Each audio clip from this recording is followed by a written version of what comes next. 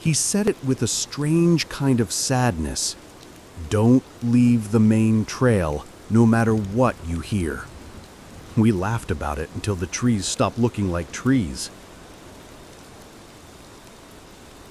It was supposed to be a simple end-of-year hike.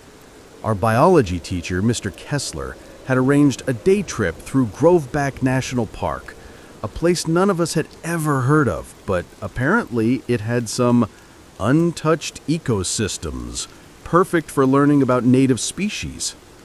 There were 12 of us students, all juniors, and 2 teachers. The day started off normal. Early morning bus ride, sleepy chatter, packed lunches, bug spray, the works. I remember the park entrance being oddly quiet. No other hikers, no other vehicles. Just fog, trees, and a single small ranger station off the trailhead. That's where we met the ranger. He was standing outside before we even got off the bus. Older guy, face weathered, uniform faded almost gray. He didn't smile, didn't introduce himself. He just looked at Mr. Kessler and said, "Keep your group on the main trail. If you hear anything strange, don't follow it. And if you find anything that looks off, turn around." Mr. Kessler laughed awkwardly. "Are there bears or something?" The ranger didn't laugh back. "No, nothing like that." Then he looked at the rest of us. His eyes lingered a second longer than they should have. "Don't leave the trail." That was it. He turned and walked back into the ranger station and never came out again. We waited for him to come back with maps or pamphlets or something, but the door stayed shut. So we went in anyway. The trail was beautiful at first. Towering trees, thick green moss on everything, sunbeams breaking through the canopy.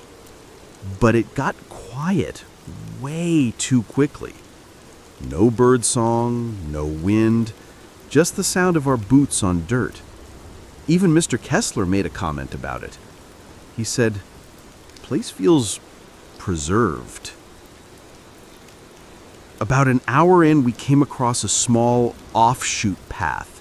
Not an official one, just a worn line through the underbrush, like a game trail. It curved gently downhill toward what looked like a stream. And that's when it started. A voice, just barely audible. It sounded like someone calling for help. At first, I thought I was imagining it, but then 2 other students stopped and looked around. "You guys hear that?" someone asked. It came again, a man's voice. "Hello? Anyone up there?" It sounded like it was coming down the side path. Some of the group started shifting nervously. Others were curious. Mr. Kessler frowned and said, maybe it was a hiker who got lost. He called back, "Are you injured?" No response. Just the sound of running water and more distant, unclear muttering. That's when Claire, one of the quieter girls, said something that gave me chills. She said, "It sounded like my dad, but my dad died last year." Everyone went silent. Another voice called out, a different one this time, female. This time I recognized it. It sounded exactly like my sister. But she was back home, 2 hours away. We were all still standing there, unsure, when someone stepped off the trail. It was Logan. He was kind of the class clown, always trying to act tough. He just said, "This is probably some dumb speaker prank or something. I'm going to check it out." He walked down the path and disappeared around the bend. Mr. Kessler yelled after him, "Logan, come back here!" No response. We waited. 5 minutes passed, then 10. Mr. Kessler told us to stay put and followed after him. He said he'd only be gone a minute.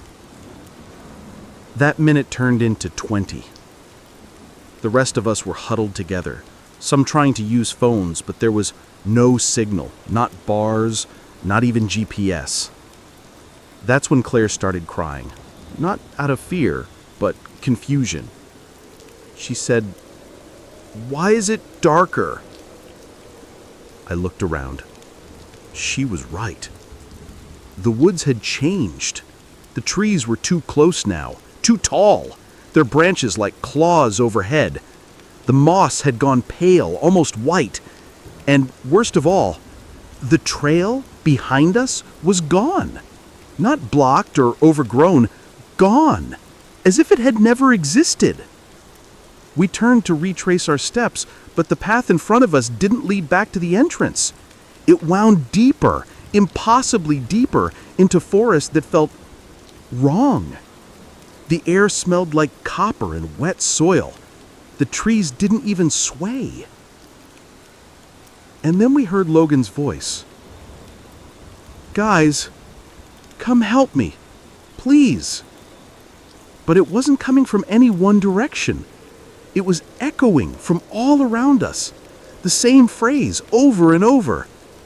"Come help me, please.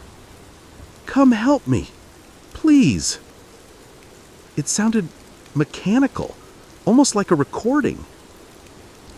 That's when everyone started panicking. We tried to run, but the ground felt soft, like walking on soaked carpet. One kid threw up. Another girl passed out. I just kept walking, not thinking, just trying to move in some direction. Eventually, we saw a gap in the trees, like a doorway, light beyond it. We sprinted toward it. It was the parking lot. Just like that. We were back at the entrance. But no one said anything. Not one word. Mr. Kessler and Logan never came out. The ranger was gone. The station was locked up tight. We told the police. They searched for days. Found nothing. No alternate trail, no footprints, no signs either of them had ever entered the woods at all.